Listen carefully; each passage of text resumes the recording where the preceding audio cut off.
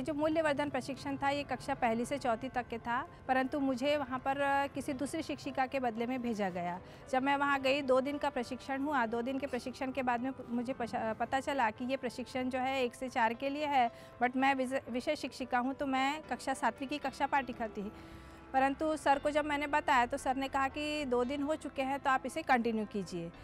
प्रशिक्षण लेने के पश्चात 2 महीने का हमको टाइम दिया गया, जिसमें हमको विद्यार्थियों को जो हमने प्रशिक्षण में पढ़ा था वो हमको विद्यार्थियों पे प्रैक्टिकल करना था। तो मैं अपनी कक्षा 7वीं को छोड़ करके जब कक्षा चौथी में जाती थी पढ़ाने के लिए, तो मेरी कक्षा के विद्यार्थी वहाँ पर आकर के देखते थे कि मैडम इनको क्या नया पढ़ा रही हैं, क्या बता रही हैं। तो बच्चों में एक क्यूरियोसिटी जागृत हुई कि हमको भी मैडम ने पढ़ाने चाहिए।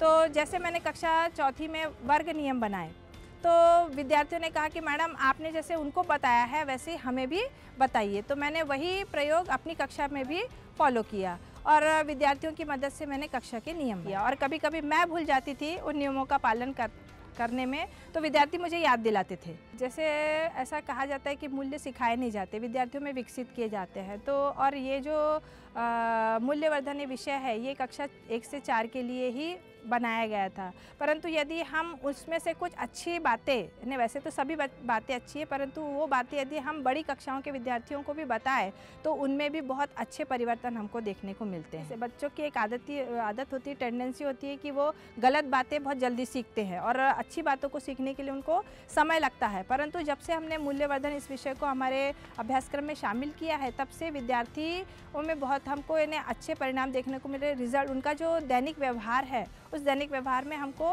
बहुत अच्छे व्यवहार उनका देखने को मिल रहा है। विद्यार्थी आपस में लड़ते नहीं हैं। और मेरी कक्षा में ऐसे बहुत सारे विद्यार्थी थे जिनको पढ़ना नहीं आता था, तो मैंने ग्रुप बनाया विद्यार्थियों का, जिसमें अगर 5 विद्यार्थियों का ग्रुप है तो उसमें 3 बच्चे अच्छे, 2 विद्यार्थी वीक मैंने रखे। तो मुझे इन्हें सहयोग की भावना उनमें दिखी कि विद्यार्थी जब गट में बैठते हैं तो वो 2 बच्चों को भी उन्होंने पढ़ना सिखाया इन्हें मेरे मार्गदर्शन में, और विद्यार्थियों ने आपस में, और मैंने इन्हें उनमें एक कॉम्पिटिशन रखी थी कि जिस ग्रुप में सभी विद्यार्थियों को पढ़ना लिखना आएगा उनको मेरी तरफ से गिफ्ट रहेगा। तो विद्यार्थियों में इस प्रकार से इन्हें सहयोग की भावना रही कि हमारा ग्रुप आगे जाना चाहिए, इसलिए सभी विद्यार्थियों को पढ़ना आना चाहिए, इसीलिए वो हमेशा प्रयत्नशील रहते हैं।